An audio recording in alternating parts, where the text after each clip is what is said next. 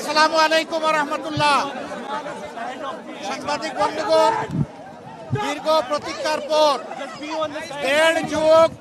দেড় মাস দেশবাসী কোনো ভোট দিতে পারে নাই, আমিও পারি নাই।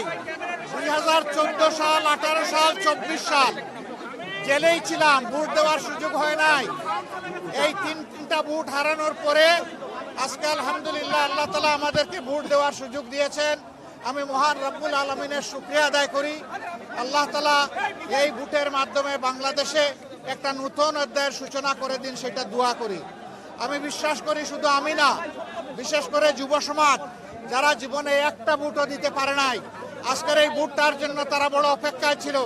এই ভোটটা শান্তিপূর্ণ হোক, সুষ্ঠু হোক, সন্ত্রাস মুক্ত হোক, দখল মুক্ত হোক এবং সবার কাছে গ্রহণযোগ্য হোক, এটা আমরা দোয়া করি।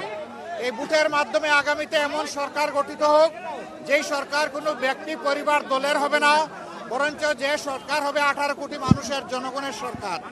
আমরা সেই সরকার গঠনের ব্যাপারে আশাবাদী। আপনারা আমাদের জন্য দোয়া করবেন। আজকে এই ভোট দিয়ে আমরা এখান থেকে শুরু করলাম, পরবর্তী পর্যায়ে অন্যান্য কেন্দ্রেও যাব, একটু দেখব। আমি আপনাদের সকলের সহযোগিতা চাই।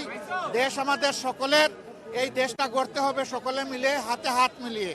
মিডিয়া একটা গুরুত্বপূর্ণ ভূমিকায় থাকে, এটা জানেন যে মিডিয়া সমাজের চতুর্থ স্তম্ভ। এই চতুর্থ স্তম্ভকে আমরা দেশ গড়ার কাজে আমাদের পাশে চাই। আপনারা আশা করি আমাদের জন্য দোয়া করবেন। আপনাদের ভালোবাসার আমরা অত্যন্ত আকাঙ্ক্ষী, আমরা আকাঙ্ক্ষা করি আপনাদের ভালোবাসা পাবো এবং আগামী দিনগুলোতে ইনশাআল্লাহ আমরা দেশ গড়ার কাজে হাতে হাত মিলিয়ে, কাঁধে কাঁধ মিলিয়ে একসাথেই আমরা চলবো ইনশাআল্লাহ। কোনো ধরনের শঙ্কা কি আছে ভোট নিয়ে এখন পর্যন্ত? কি আমি তো কেবল আসলাম, এ কেন্দ্রে এসে ভোটটা দিলাম, এখন বাকি কেন্দ্রগুলা দেখব, সারা দেশের খবর নেব। আমরা ছোটোখাটো কোনো বিষয় হলে অবশ্যই এগুলাকে ইগনোর করব, কিন্তু বড় কোনো বিষয় হলে আমরা ছাড় দিব না এবং আমাদের যা করা প্রয়োজন তাই করব। কারণ মানুষের ভোটের অধিকার হারিয়ে যাক, এটা আমরা কোনোভাবেই চাই না। আমরা চাই সুষ্ঠু ভোটের মাধ্যমে রেজাল্ট যেটা হবে, সেইটা ভোট যখন সুষ্ঠু হবে, নিরপেক্ষ হবে, সেই রেজাল্ট আমরাও মানব, অন্যদেরকেও মানতে হবে। এটাই গণতন্ত্রের সৌন্দর্য। আমরা এটা চাই, আপনারা দোয়া করবেন।